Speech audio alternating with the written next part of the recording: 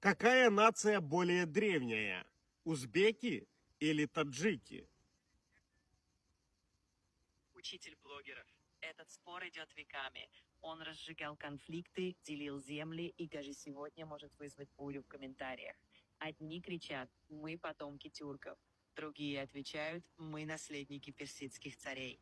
Но правда зарыта глубже. В городах, которые старше Рима, и языках, которые звучали до арабских завоеваний.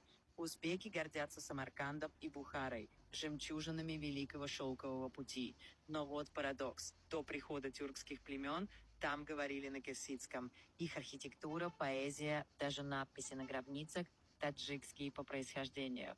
Тысячи лет назад таджики были известны как сагдийцы и барпяне, и это задолго до образования узбекского этноса. Они не просто выжили, они сохранили свою культуру сквозь империи, завоевания и религиозные перевороты. Даже после тюркизации территории таджикский язык остался в сердце древнейших городов. И если говорить строго по хроникам, раскопкам и генетике, самой древней нацией являются таджики. Их корни – это чистый Восток, еще до ислама, до Чингисхана, до всего. Они потомки тех, кто строил города, когда многие народы еще жили в шатрах.